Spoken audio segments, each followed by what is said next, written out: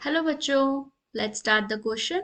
And the question says, explain briefly why white phosphorus is more reactive than red phosphorus. तो हमसे इस question में पूछा गया है कि व्हाइट फॉस्फोरस रेड फॉस्फोरस से ज्यादा रिएक्टिव क्यों होता है। तो सिंपली हमसे रिएक्टिविटी के बारे में पूछा गया है। तो इस क्वेश्चन का जो की कॉन्सेप्ट होगा हमारा वो होगा reactivity of phosphorus।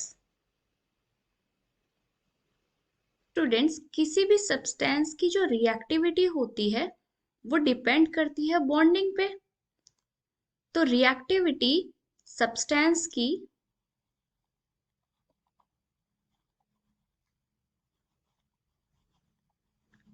Depends on bonding.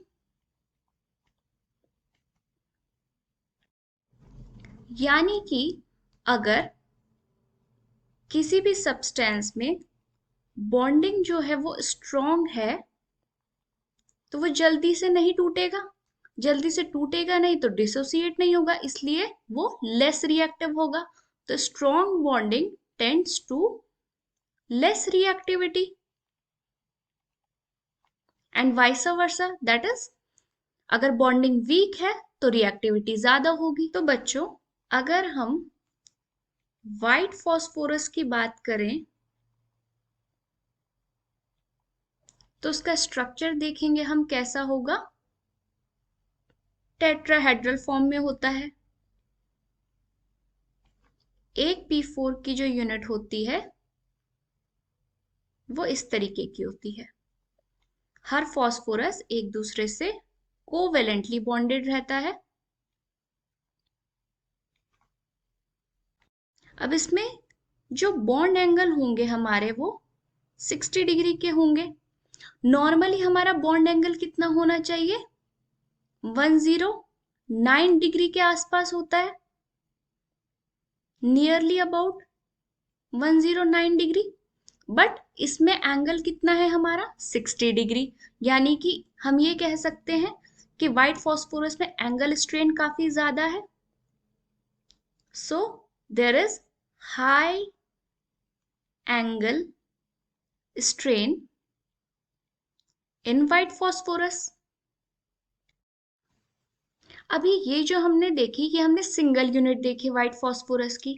अब अगर दो टेट्राहेड्रल यूनिट्स आसपास होती हैं व्हाइट फॉस्फोरस की तो उनके बीच में कोई भी केमिकल बॉन्ड प्रेजेंट नहीं होता है। तो हम ये कह सकते हैं कि no covalent bonding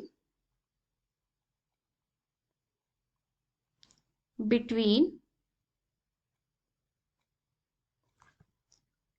to different tetrahedral units.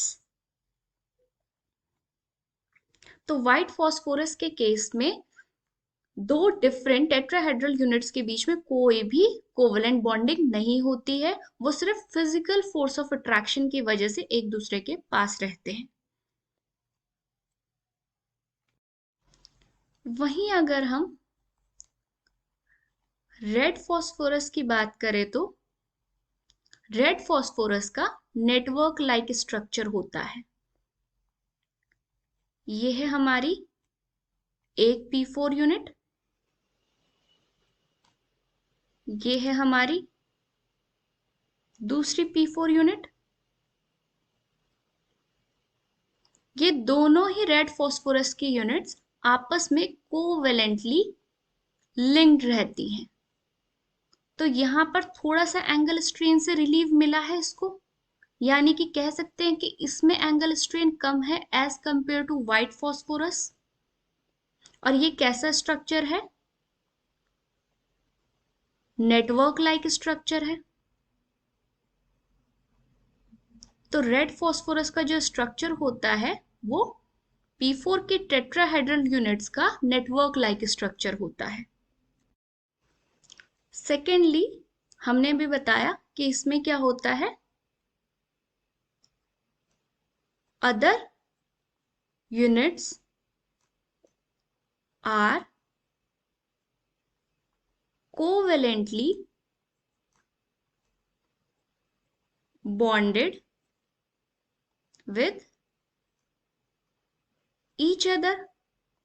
अब जब अलग अलग यूनिट्स कोवेलेंटली बॉन्डेड हैं एक दूसरे से, तो इसका मतलब है कि बॉन्डिंग स्ट्रांग होगी, और बॉन्डिंग स्ट्रांग होने का मतलब क्या है, उसकी रिएक्टिविटी कम होगी। तो हमारा जो कंक्लूजन आया है वो ये है कि white phosphorus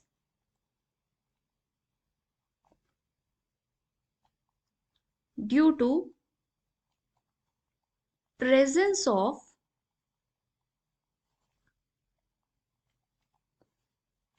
high angle strain and absence of bonding।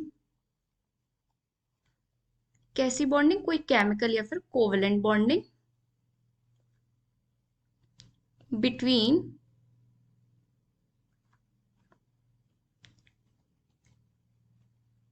different P4 units is more reactive than red phosphorus। यानी कि जो व्हाइट फॉस्फोरस है उसमें एंगल स्ट्रेन काफी ज्यादा होता है, और डिफरेंट यूनिट्स के बीच में कोई स्ट्रॉन्ग कोवेलेंट बॉन्डिंग भी नहीं है, इस वजह से वो ज्यादा रिएक्टिव हो जाता है। वेयर एज रेड फॉस्फोरस, जिसमें different units network like structure बना देती है, क्योंकि उसमें कोवेलेंट बॉन्डिंग प्रेजेंट रहती है डिफरेंट यूनिट्स के बीच में, और एंगल स्ट्रेन से भी उसको हल्का सा रिलीफ मिला होता है, वो व्हाइट फॉस्फोरस के कंपैरेटिवली लेस रिएक्टिव होता है। सो आई होप बच्चों आपको क्वेश्चन समझ में आया होगा। Thank you and good luck.